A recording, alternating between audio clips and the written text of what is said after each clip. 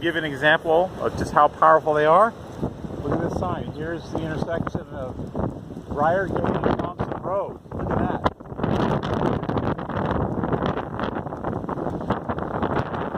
That's it. One more thing I want to show you. Just down the way here, this is just not far from where we live. This is a nice little path during the summertime. It's great to walk. But look ahead. Yeah, this fence, I don't know, looked to me like it's probably 5 or 6 years old, but you got a nice stretch of it taken down here. And there you go.